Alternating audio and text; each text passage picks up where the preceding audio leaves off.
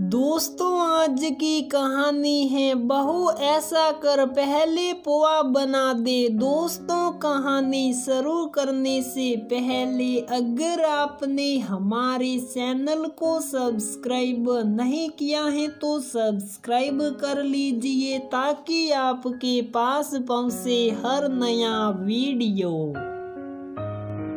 सरिता जी आज 2 बार किशन के चक्कर काट चुकी थी। बहू पूनम की आज तबीयत ठीक नहीं थी। सुबह से कमर में दर्द था, इतना कि उठा भी नहीं जा रहा था। हर महीने शुरू के 2 दिन पूनम के ऐसे ही कटते थे। माहवारी के वो दिन कैसे कटते हैं एक औरत ही समझ सकती है। ससुर जी ने देखा कि आज पूनम अभी तक कमरे से बाहर नहीं आई है तो उन्होंने खुद ही अपने और सरिता जी के लिए चाय बना ली। राकेश ने भी अपने लिए कॉफी और निमी के लिए दूध गर्म कर दिया। पूनम का बिस्तर पर लेटे मन तो न लग रहा था। एक तो घर के कामों की चिंता, ऊपर से कमर दर्द। जानती थी कि मेरे बिना कुछ होने वाला नहीं है। मजबूरी में उठी और नहा धोकर तैयार हुई। तब तक राकेश के ऑफिस जाने का भी समय हो गया। कुछ बना रही हो या मैं जाऊं? कुछ तो समझो यार, कम से कम तुम तो ऐसा मत बोलो। अभी माजी सुन लेगी तो कहेगी मेरा बेटा बिन खाए ही चला गया। पूनम ने झुंझलाते हुए कहा, अच्छा ठीक है, तुम आराम करो, मैं कैंटीन में खा लूंगा। कहते हुए राकेश निकल गया। दिन के 12 बजने को थे। नाश्ते का टाइम तो निकल ही चुका था। दाल चावल लगा देती हूँ, जल्दी बन भी जाएंगे और ज्यादा देर खड़े भी न रहना पड़ेगा। सोच ही रही थी तभी ससुर जी की आवाज सुनाई दी जो सरिता जी ने कह रहे थे, भगवान, किशन में शक्कर काटने से क्या होगा, कुछ बना क्यों नहीं लेती?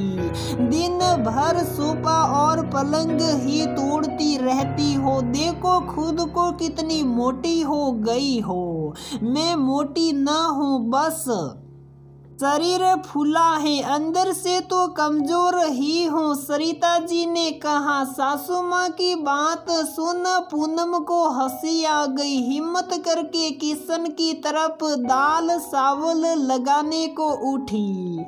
पूनम को किशन में जाता देख सरिता जी तुरंत पीछे पीछे चली गई। बहू ऐसा कर पहले पोहा बना दे, फिर आराम से खाना बनाते रहना। गुस्सा तो आया, फिर मन को रोकते हुए पोहा बनाने लगी। जानती थी गुस्सा करने से कोई फायदा नहीं है। सरिता जी ने कभी काम किया ही नहीं। जैसे तैसे ससुर जी के सहारे जीवन कट गया और बच्चे पल गए।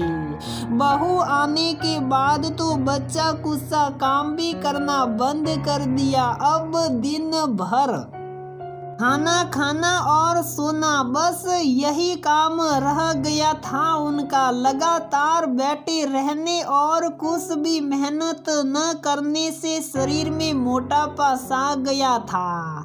उसी के चलते ससुर जी इधर उधर से उनका मोटापा दिखाते हुए काम करने के लिए टोकते रहते।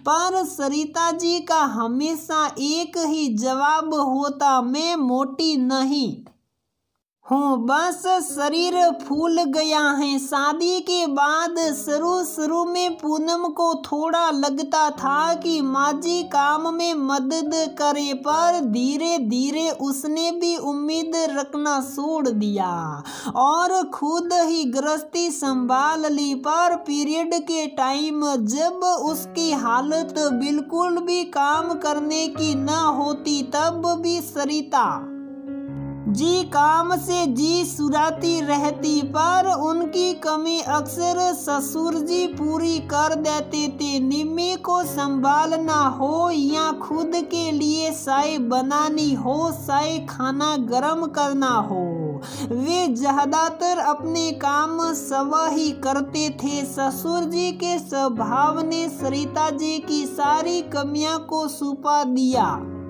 था। शायद इसी के चलते पूनम गुस्सा होते हुए भी कभी कुछ न कहती, पोहा बना दिया था।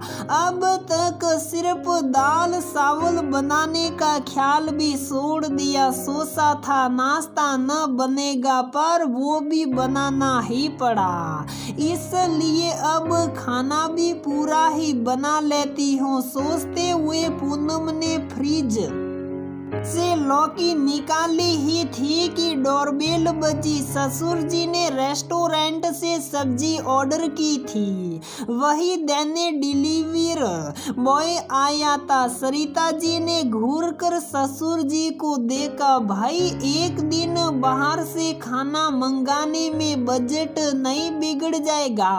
वैसे भी बहू की तबीयत ठीक नहीं है, तुम जाओ जल्दी गरम गरम रोटियां सेक लो। रोटियां सेकने की बात सुनते ही सरिता जी ने घुटने पकड़ लिए, बोली, जब तुमने सब्जी ऑर्डर की ही थी तो रोटी भी ऑर्डर कर देना था। इन घुटनों के दर्द के मारे मुझसे तो ज्यादा देर खड़ा ही न रहा जाता, तभी तो मैं काम न कर पाती कुछ, वरना पहले तुम्हें कितनी गरम गरम रोटियां सेक कर खिलाई हैं। रहने दीजिए माँ जी, आटा फ्रिज में गूंथा रखा है, मैं ही जल्दी से बना देती हूँ, कहती हुई पूनम किचन में आ गई। ससुर जी ने आज फिर उसकी मदद ही तो की थी। अपने प्रति सने देख पूनम अपना कमर दर्द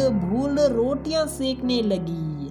वजन तेरा बड़ा है और सजा बेसारे घुटनों को मिल रही है, इसलिए तो कहता हूँ थोड़ा काम भी कर लिया कर, वजन अपने आप कम हो जाएगा। मैं कोई मोटी वोटी न हूँ, बस शरीर फूला है, अंदर से कमजोरी रहती है। तुम और तुम्हारी बातों से तो भगवान बचाए। सरिता जी और ससुर जी की नोक जोक अभी भी चालू थी। उनकी मीठी नोक जोक सुन पूनम मन ही मन मुस्कुरा दी। दोस्तों, अगर इस कहानी को दूसरे नजरिए से देखा जाए तो ऐसे परिवारों में सास और बहू के बीच रोज झगड़े होने वाजिब हैं, पर यदि शांति और सूझबूझ से काम लिया जाए तो हर परिस्थिति में भी खुश रहा जा सकता है। हमें ये समझना चाहिए कि हर व्यक्ति का स्वभाव अलग होता है और परिवार में सबके स्वभाव को समझकर रिश्तों में तालमेल बैठाना बहुत जरूरी है, तभी एक खुशहाल जीवन जिया जा सकता है। तो दोस्तों, हमारी ये कहानी यहीं पर समाप्त होती है। अगर आपको हमारी ये कहानी पसंद आती है तो प्लीज वीडियो को लाइक करें, शेयर करें और हमारे चैनल को सब्सक्राइब जरूर करें।